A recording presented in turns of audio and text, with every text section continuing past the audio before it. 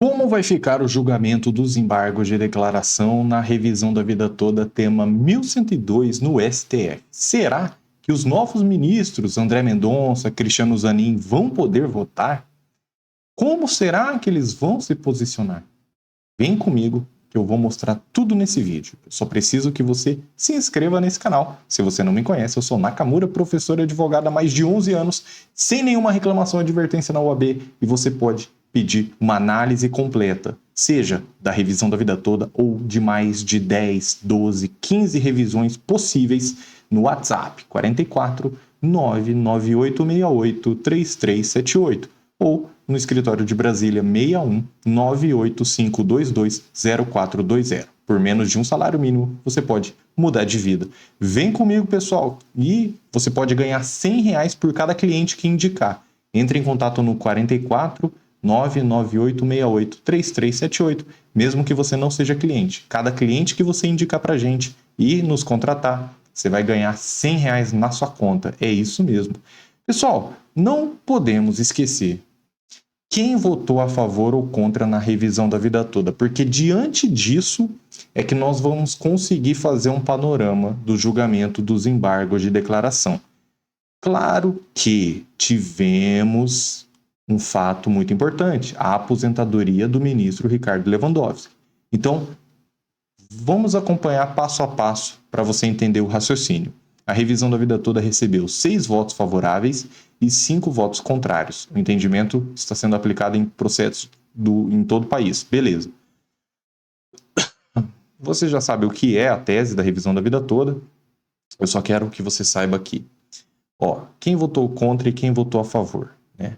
Votou a favor o relator Marco Aurélio. Ele também se aposentou, mas ele fez o relatório e deu o primeiro voto. E o voto dele foi computado, está valendo até agora. É isso mesmo. E vai continuar valendo, fica tranquilo.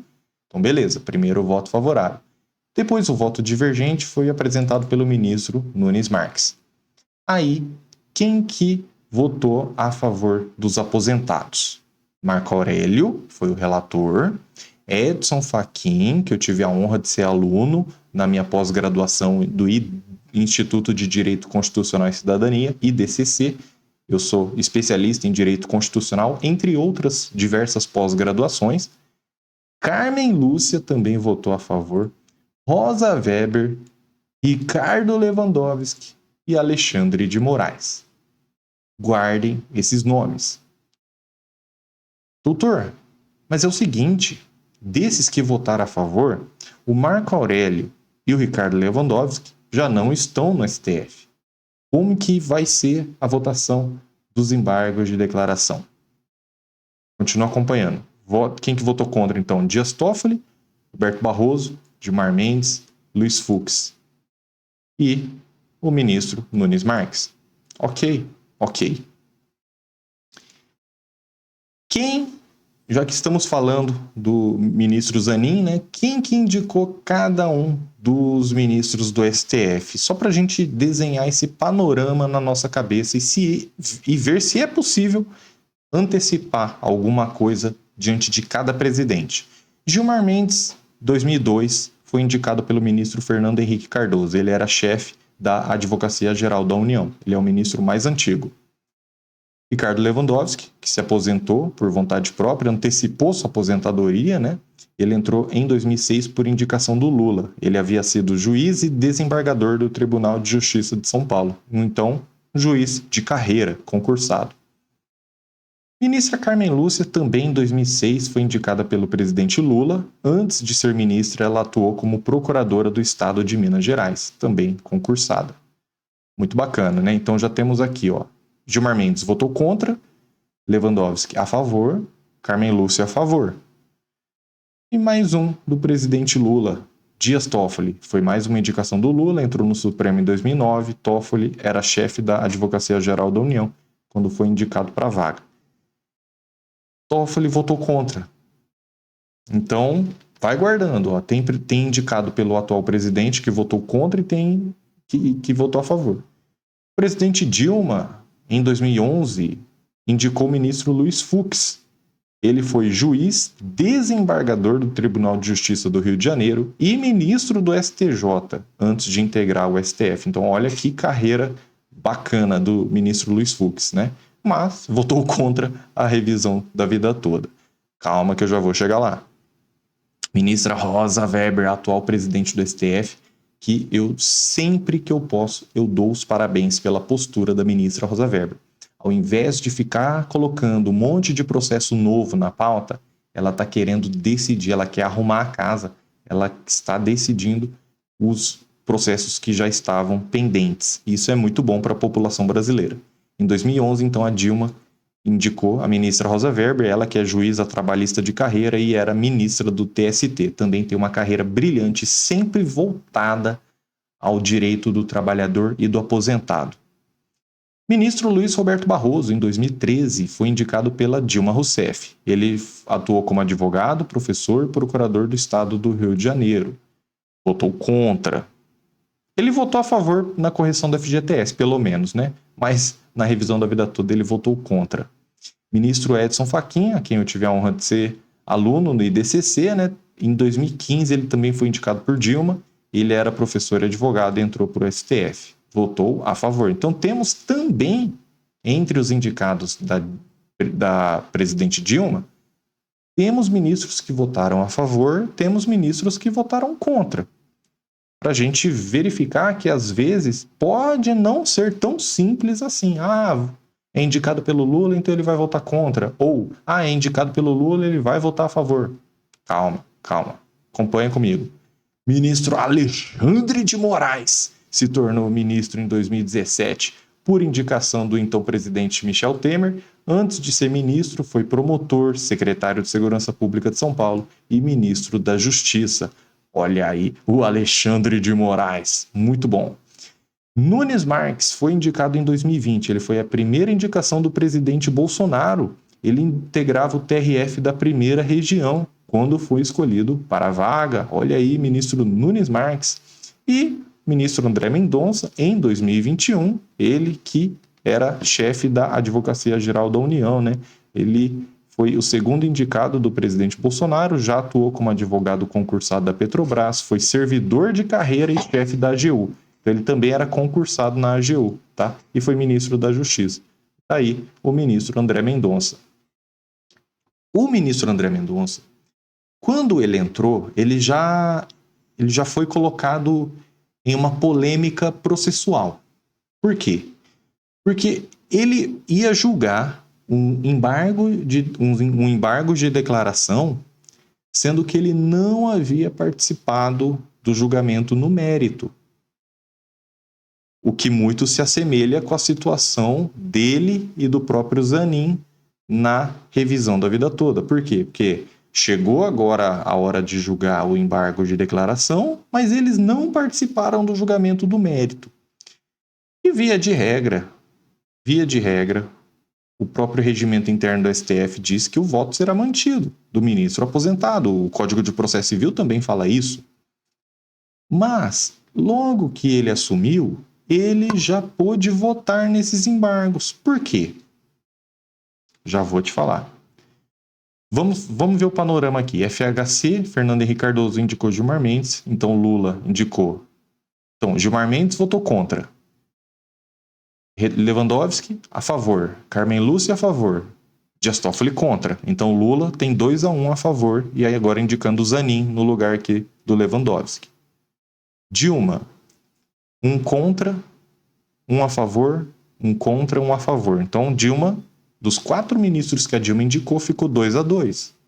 Temer, ministro Alexandre de Moraes, deu uma aula a favor dos aposentados e o presidente Bolsonaro indicou 2 ministros que votaram contra a revisão da vida toda. Diante disso, a gente tem esse panorama. Está dividido. Certo. E como que fica agora as turmas com a posse do ministro Cristiano Zanin? Bom, o ministro Dias Toffoli pediu para substituir o Lewandowski na segunda turma. Então ele pediu para trocar de turma. Então Zanin deve participar das sessões da primeira turma.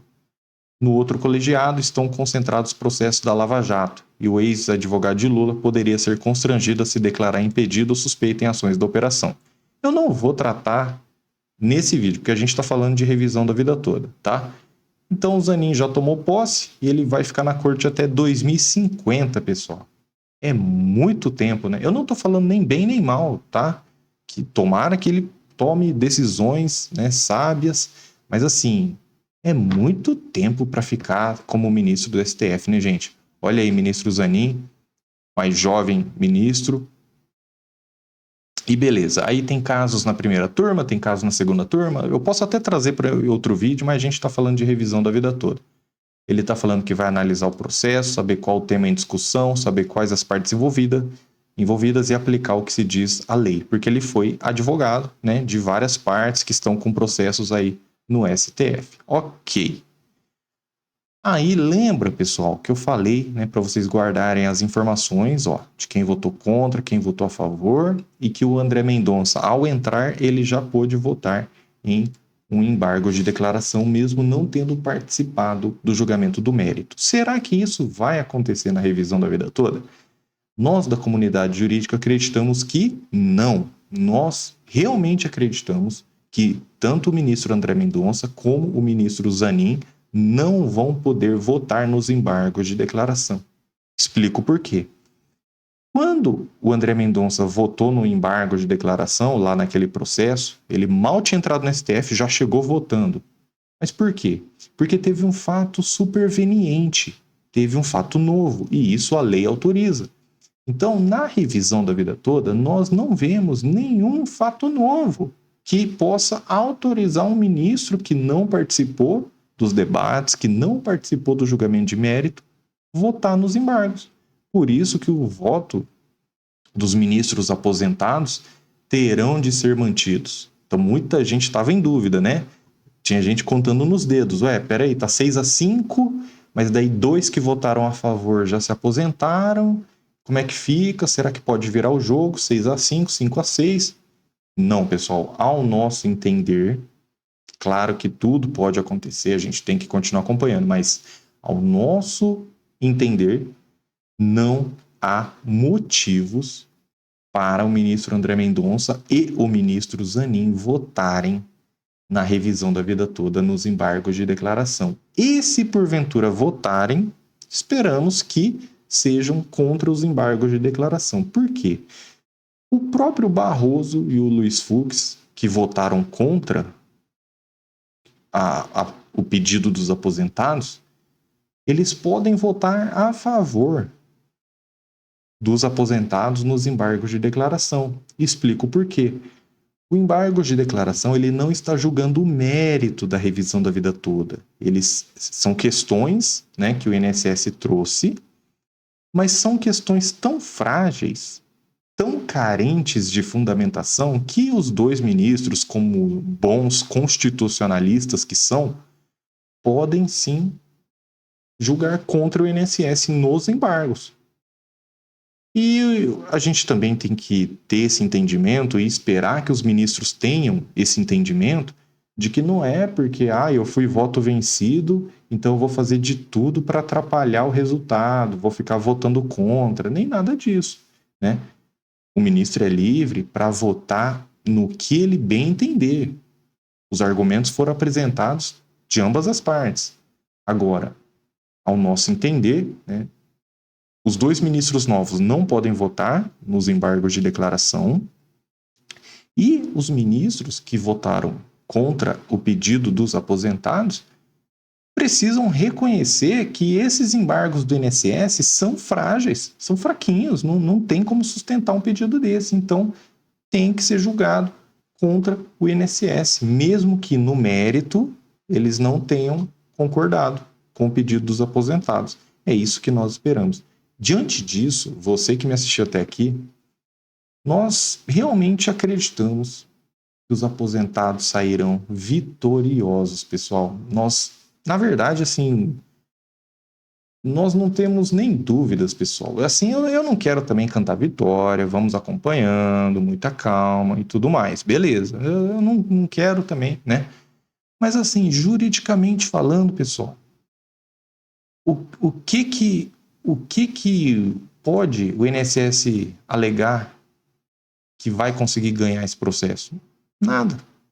Perdeu em tudo. Perdeu no STJ, perdeu no STF.